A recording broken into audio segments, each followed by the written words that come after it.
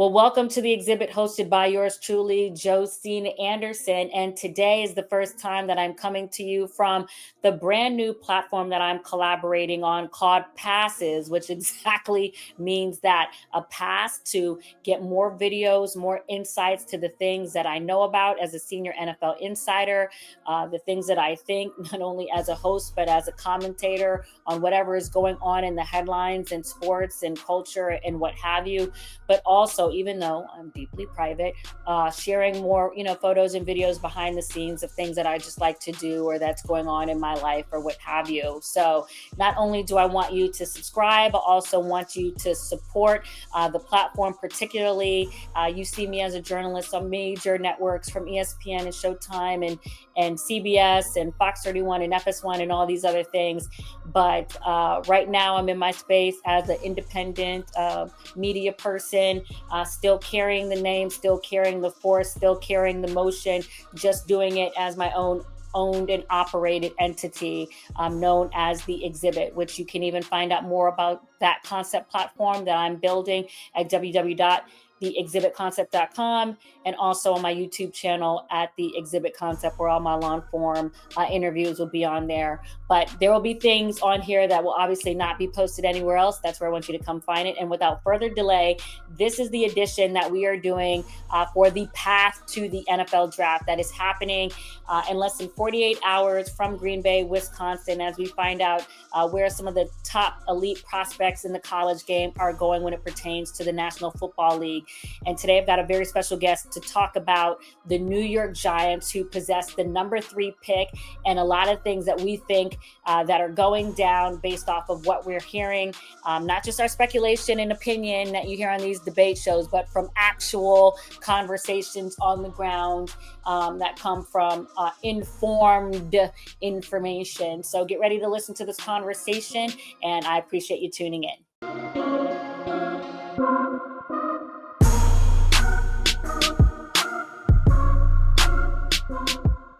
We welcome in longtime veteran reporter covering the Giants as well from the New York Daily News, Pat Leonard, in the building. What's going on, Pat?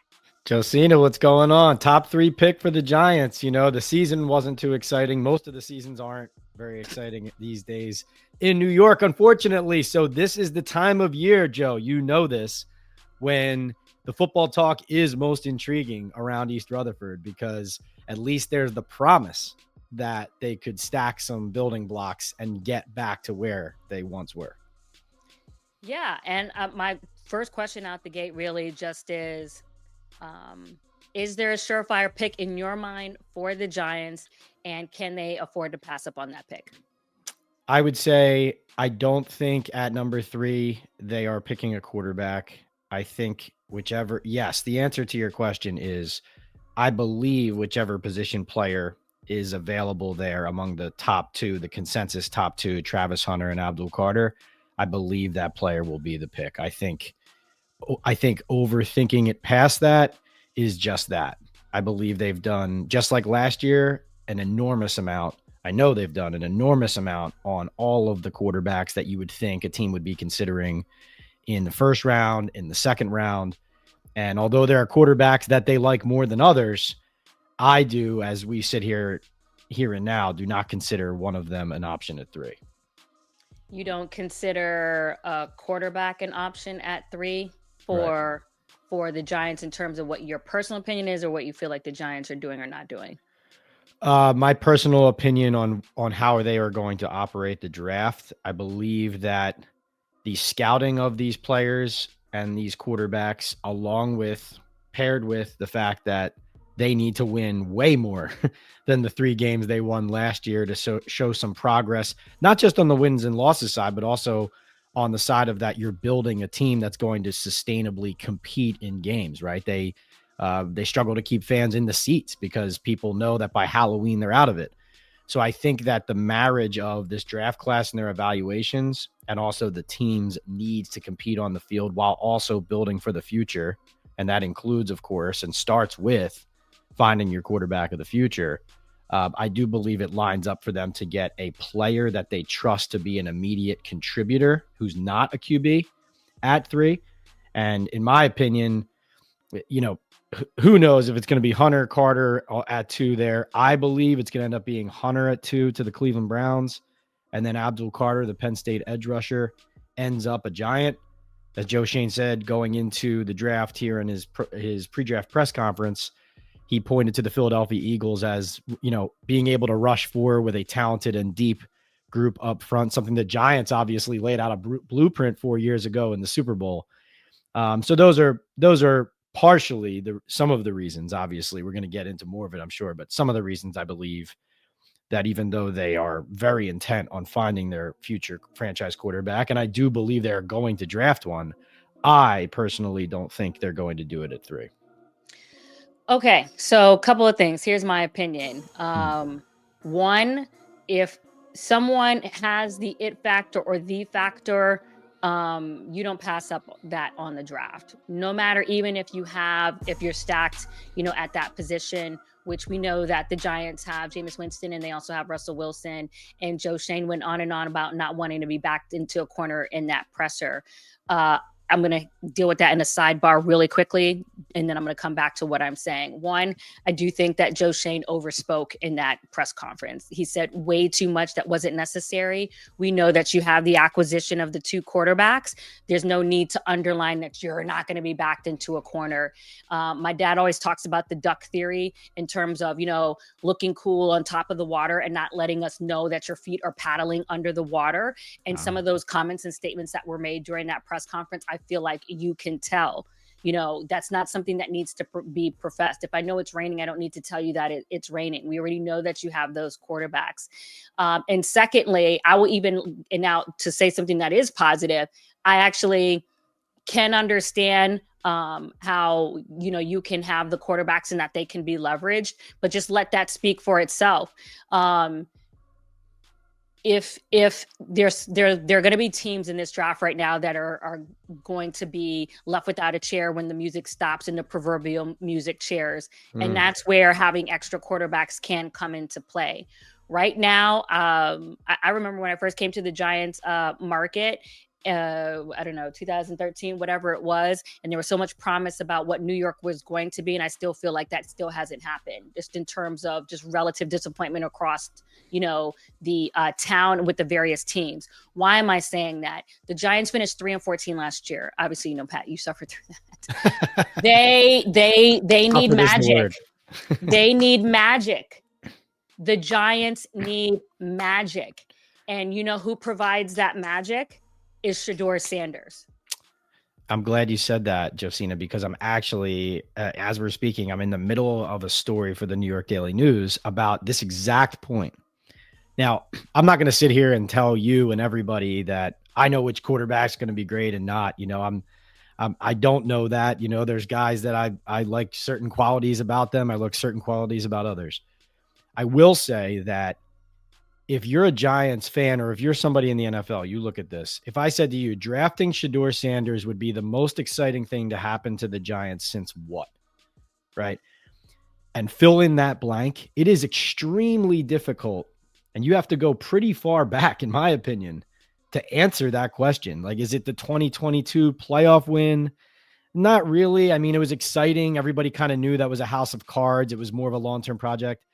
Is it the the Saquon Barkley Offensive Rookie of the Year season? Not really. It was special, but they went 5-11. The team stunk. Is it 2016 when they went to the playoffs under Ben McAdoo? You could argue they were 11-5. It was exciting, but you had everything fell apart. The bad season after that, there's no real fond memories of that, even though they did have some fleeting success there. I would argue, Josina, drafting Shedeur Sanders would be the most exciting thing to happen to the Giants since Odell Beckham Jr. reached his right hand up into the air against the Dallas Cowboys in 2014. And in New York. Not obviously there's been some things that have happened in New York, but have also deflated quickly after that too, in the NBA and in the NFL. But from beyond the football perspective, from a business perspective and putting butts in the seats, marketing, media, engagement, all the things that drive the circle of life in the media, world and football too. That's what, to me, Shedeur provides. And that is the spark, that hope that you want to have, so that if and when you hit adversity in the season, you have that hope that's on standby. Now check out this scenario. So what if you do have Jamison Russell and one of them gets hurt? Then what? You know what I'm saying? What if one of them gets hurt? And I understand Tommy DeVito's position there and place there in terms of already, knowing the system and what have you. But the idea is that you have the quarterback in there that not only is providing hope, is the spark, is the marketing answer, is the business answer too, but that is really your answer beyond just the next couple years.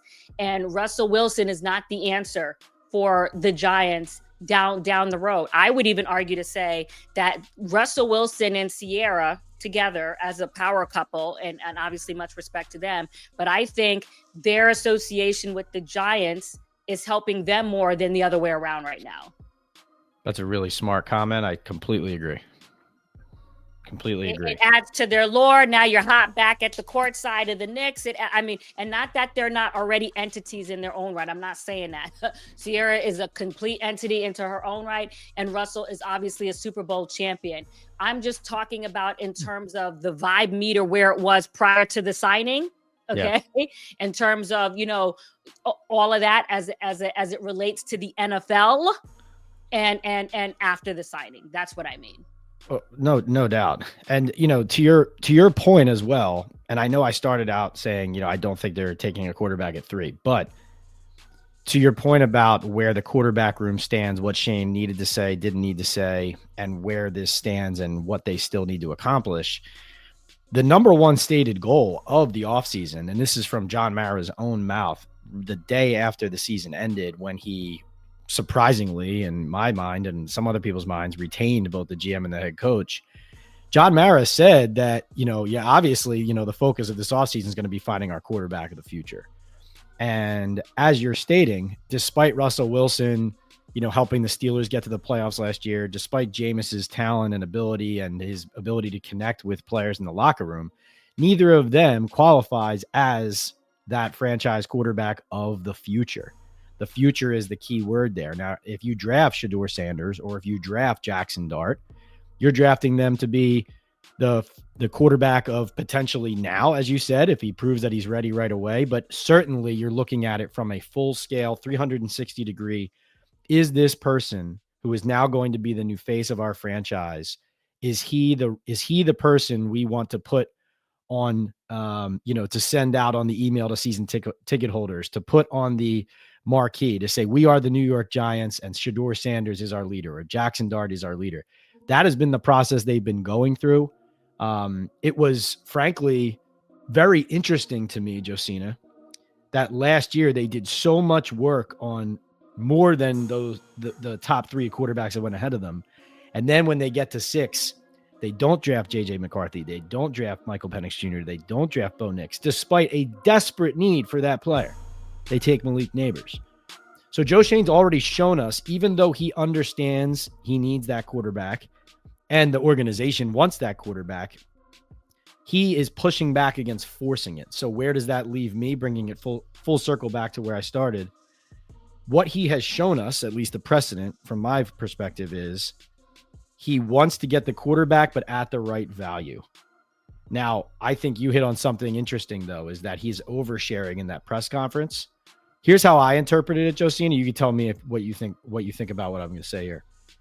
I thought Joe Shane sounded like somebody who was pushing back against forcing the quarterback position too high, but felt the pressure to still go get a guy anyway. And that could be pressure coming from ownership, but I think that's also just pressure coming from inside of him, knowing that if I don't draft a quarterback here and we face the league's hardest schedule by opponent strength of winning percentage, 574, I could go into this season, win 3 or 4 more games, and I could end my Giants tenure having gone through 4 drafts and never drafted a quarterback, right? That's just not, it can't be, and not drafted a quarterback high. So that can't be on the table. And so the search and the hunt and the pursuit of that player will culminate in a quarterback being selected, I believe, on Thursday night. I just don't think it's going to happen at 3. I hear you on that. And what was coming to my mind when you were saying that is just doing too much during a press conference, doing too much, and the whole thing with getting the quarterback at the right value. You know what comes to my mind when you say that? What comes to my mind is the exact same mistake that they did with Saquon. And let me tell you what I'm going to say about that. When Saquon was going through his whole contract thing, and it was like, is he going to get this extension? Is he going to get this money that he feels like he wants as far as the APY and the extension? Or are they going to go on this whole, amplified 1-year deal, which they ended up doing? I think it was like 10 point something that gave him another million in incentives and allowed him to be at 11 million, which slated him just under the running back for the Raiders at the time. Jacobs, yeah. Yes, exactly. And so that was the right value, and that's what the market said. And you hit the value, and that's where it was. And the running backs' money were down, and you wanted to make sure that you showed the market that you weren't going to go a penny over that value. And you know what? You were right. You got the value right, but you know what? You were wrong on the thing that was the more important thing. You missed out on the it guy, and he's no longer on your team, which takes me back to what I was saying. Do not miss out on the it guys. Those are the guys that make the team move from a juice standpoint, from an energy standpoint, from a charisma standpoint, from a marketing standpoint, from a football standpoint, all of that. And from what I can see, I don't even watch college football like that. It's like, come to the combine, I'll start to know you. Make the 90-man roster, maybe I'll text you. After that, make the 53-man roster, then we get to know each other a little bit more. That's how I operate. But one thing I do know is I've been covering the combine since 2009, and I rarely miss on these guys based off of my assessments after I do interviews with them. And if I didn't feel this way, I'm not saying this because I owe anybody anything or this, that, and the third. No. If I'm adamant like this, is because I feel like that. Trust me, people used to go on and on about back in the day, on ESPN, and I used to say this about Kaepernick or that. Man, Kaepernick never did not one scoop, interview, nothing. Okay, I said those things because that's how I felt. If I was going against probably how I felt, it would actually been opposite. So when you hear me be adamant about that, it's because it's what my discernment is. It's what I feel. And what I'm saying here is that for me, Abdul Carter, I'm sure is a great talent. Have I sat up there and watched, all of, his videos on everything? No, but I haven't done that for, a lot of players. What I do know, and I shared this to you, Pat, if I am a GM, and this is not to just take, whatever, but part of what we do is give our opinion, that I would be concerned with anything that has to do with the foot. I'm sorry. Anything that lingers, that is ankle and below, not saying you can't get over it. I have another example, and I'll put a video up, that has to do with, some things that I want to say in regards to the Browns, and I'll go deep further into, where I think, Shedeur should be and all that other stuff, and other videos that will be on passes as well. But I at least will say here that would be a concern to me. And I don't think that the Giants can afford to have someone be drafted in the first round going in with medical questions. And then if those medical questions become medical issues that were already medical questions before, OMG. Because everybody's going to be like, you shoulda, coulda, nutta. And it was literally right there.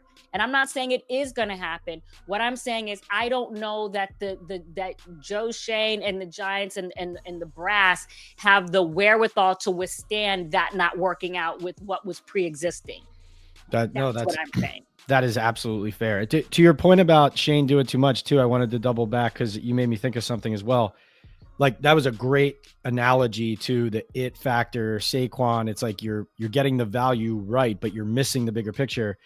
It's like the message to Joe Schoen there is stop trying to win the argument on social media, or even stop trying to create the defense of yourself when you go into the owner's office at the end of the season. Just make the best decision for the team. Like, just make the best decision for the team. or leaking out narrative potentially to Adam, or what have you, because I'm saying this even from the fans' perspective. I don't know. I'm not trying to, put people's choices out there, whatever. I'm just saying that it was very interesting that just a lot of things that came out in a certain report were things that were repeated in that press conference. And it makes you look like these are things that potentially you're saying to lay the table. And again, applauding Joe because you did get the value right. And when I looked at the contract, I was like, you know what, this is smart based off of what's going on with, our guy with the Raiders. But look at what happened. You didn't realize that you were removing a crucial Jenga piece in your whole structure that really, worked in terms of collapsing a lot of the things that you had built in terms of infrastructure. When Monday Night Football comes into town, they were not promoting Daniel Jones's face. They were promoting Saquon Barkley's face. And there was a reason for that. And not only is there a reason for that, there's a tax for that. Because if you have someone that's giving you those gubernatorial vibes, face of the franchise or what have you, that was worth, now you see, that was worth the money that they were asking for. And matter of fact, it was less than what he got for the Philadelphia Eagles and still would have been on the team. Giants fans, I'm not trying to open that wound over again. What I'm saying is you just went through an example where a person that you had on your own roster literally became that it guy for another team and used all that energy and fuel. And you're like, oh, yes, that matters. And what I'm saying is when I was watching Shedeur at the podium and at the combine, and you were there, right? Yep. Yes, yep, you were at that session. I mean, how could you not sit back and just be hit over the head with charisma? Yeah, no, he has the it factor. I would put this question to you because what I've been told is that the lack of consensus in the Giants building, it relates to their discernment of exactly who he is, right? In other words, how coachable, how will he handle the New York spotlight? Because even though he is very comfortable in front of the camera, facing criticism, will his confidence, be too much? Will he be hearing too much in a market where it never gets quiet? And, so the Giants are just doing that. All their late work, their extra work on him is all related to, like, they've seen him play so much. It's, practice games. They've been with him so often that they almost shouldn't need this much work to do, but it's to try to get on the same page and discuss and kind of reach a consensus on, okay, this is who he will be for us as a franchise QB. My question to you is, Josine, and this is just your opinion or, also what you know of him.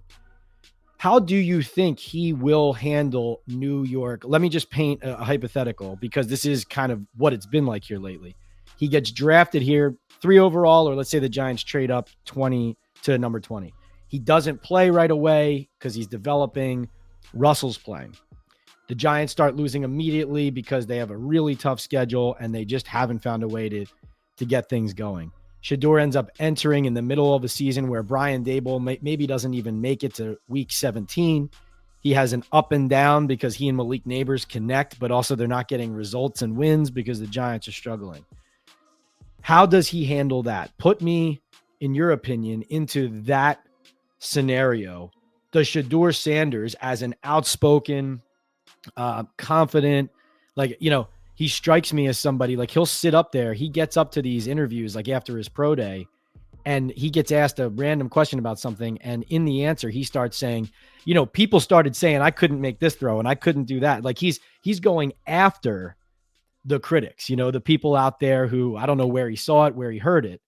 My curiosity is, because I do think some of the Giants folks have this curiosity. New York? How does he handle that? That scenario?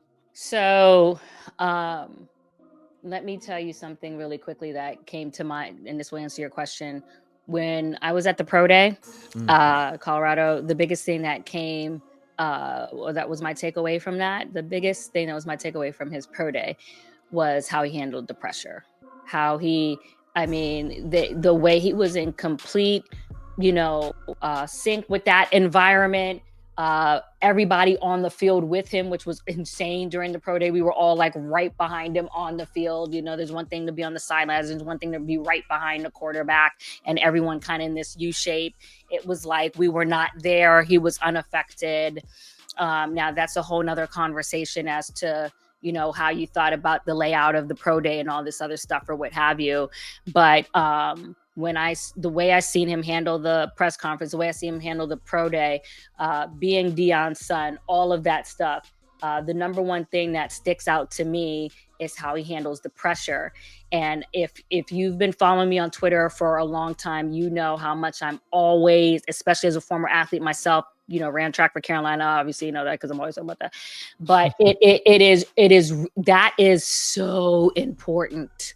How I feel like you handle pressure. And if you don't remember, I said the same thing about Jaden Daniels last year. And you know who knows I said that? My producer from CBS, because I interviewed him on the stage in Indianapolis there. And I said the same thing. I said, ooh, I walked away. I said, ooh, something about that kid, the way he just is something about the way he talks and the way he looks like he handles stuff. And I even retweeted the conversation before the draft and after the draft. And then after he did well. And I said, see, I pointed this out. And what I'm saying is, even if a prospect has a better arm, if my prospect can handle pressure or he can drop his blood pressure 10 BPMs, whatever, lower than the other guy, meaning that everything slows down for him when it's fourth and gotta have it. That's the guy who I want anyways, not the guy whose, brain is all over the place. Just to give you an example, again, not to kind of bash down on this guy, but, just kind of think about Carson Wentz and pressure. Think about Zach Wilson and pressure sometimes, or whoever comes to mind, that matters. I don't want to, I'm trying not to also point this, whatever, but there was a conference championship within the last 2-3 years. I'll just say that. And there was a wide receiver who, needed to catch this ball, and, this team wasn't, utilizing, other people at the time. And then, now it's fourth and gotta have it, or third and gotta have it. And you throw it to this one person and they didn't catch the ball. You see what I'm saying? And what I'm saying is, you can have all the talent in the world, but we need you when we need you, when we need you. And that matters. And so you want that person who grew up. I mean, the joke about this is, Pat, it's literally in front of your face. Sometimes it's literally in front of your face. The kid grew up in this. He's got the father, and yes, the father is there, but sometimes it's just like when you're dating a person, you got to take some of the ham and you got to take some of the potatoes. All those things come with the person. That's what comes with that. And obviously you're going to mitigate some certain things. Things are going to get talked through as a family. That's what you work through. But don't overthink things to the point where it's just like you're missing what's in front of you. And I feel like what I'm concerned about, and we'll start to end soon here, what I'm concerned about is that beyond signs of doing too much in the press conference, that you overthinking it. Look at my maneuverings. I didn't get pressured into this, and we still got time for this, but you may not have time. And there's no guarantee you're getting Archie Manning next year. And there's no guarantee this is happening or this is not happening. Deal with what's in front of you. Look how long it has been since the Giants have been relevant in the postseason beyond a prayer after a day on a boat in Miami. No doubt. And to put a bow on what I expect from them here. So I will say this, right at the beginning, I said, I don't think they're going to take a quarterback at 3, but I do think maybe they trade back into the first round from the top of the second to take one. And I would say people in the league, when you're talking this out, they'll say, well, if you like a quarterback so much, you're going to trade up from 34, let's say, to 20, or let's say if they love Jackson Dart, because Dable does like Jackson Dart, the Giants do like Jackson Dart from Ole Miss. They'll say to me, well, if you're going to trade from 34 to 24 to get over the Rams to take him, hypothetically, so he's worth that, but not the number 3 overall pick when you think he's a future franchise quarterback. Like, why? Right. And I think that's a fair question. It's kind of like, this is the most important position in the sport. You desperately need one. You like the guy. So you're not going to take him there, but you'll take him here. And I think that's a fair point to bring up. Now, I do think Dart's stock league-wide is hot enough that it might be tough for the Giants to get to him, even if they tried. And I think also knowing that there are people in there who like Shedeur a lot. What I believe, Josina, is that Joe Shane likes Shedeur and Brian Dable likes Dart. That's what I think. That is not like, I'm not sitting here telling you 100% each of them, called me back this morning and said, yes, correct. He's my guy. He's his guy. I'm just telling you all the tea leaves, all the information, all the conversations I have had over the last month and a half. I believe that's the breakdown as they came here into draft week of preferences, of comfort levels versus still looking for more research and information. Hence these late pro days with Shedeur, with Jalen Milroe, with Tyler Shuck. It's the level of quarterbacks that they still need more information on and still had to have more conversation on. So I'm not saying Shedeur, I'm not sitting here and saying Shedeur is not a giant. I would not say that because I don't think that's true to be able to say that. I do think, though, that the Dart Shedeur conversation probably happens later Thursday night as the Saints, the Browns, the Rams, the Steelers, and the Giants maybe all jockey for position. Okay. Well, what are your thoughts? You have a lot of thoughts rolling around, I can tell. My thought is on that is a couple of things I want to go back. I'm trying to remember everything I was thinking when you're saying that.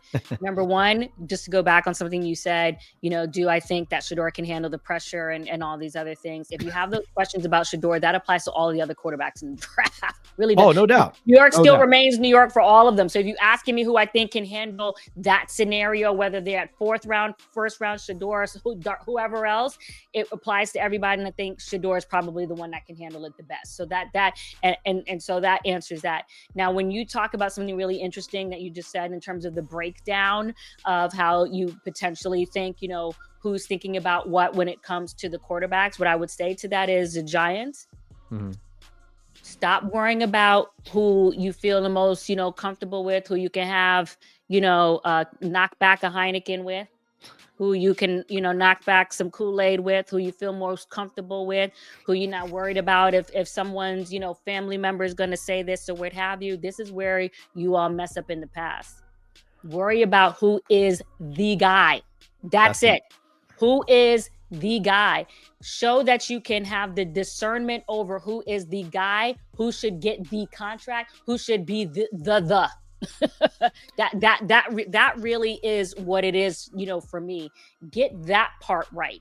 And then everything else will flow on itself. If you have a plethora of quarterbacks and there ends up being other teams that need a quarterback, and now you want to move DeVito or you want to move Russell or what have you, which would be the two places I would, potentially go first. Not because I hate on Russell or what have you. Obviously, Jameis is younger, and there's some other things that just flow into my thought that I'm not going to break down here with that. But my point is get the guy right. And if you're thinking about, because I agree with you, and I haven't even really said that during this whole thing, is that based off of the latest stuff that I'm hearing is in alignment with what you're hearing. But what I'm going to say in response to that is, don't make that mistake. And it's not too late. And it's not too late to step back from everything in terms of how you all have been making, decisions in the past, and analyze how that's worked for you. Because even if you get Abdul, are you keeping, Kayvon? Is the plan to, have those two work together? Right. Does it speak on what you feel about, this player? Now, I don't know that. So, okay, I don't come from, comments. I'm just asking the question, or what have you. I'm asking you to assess everything that you all have been doing.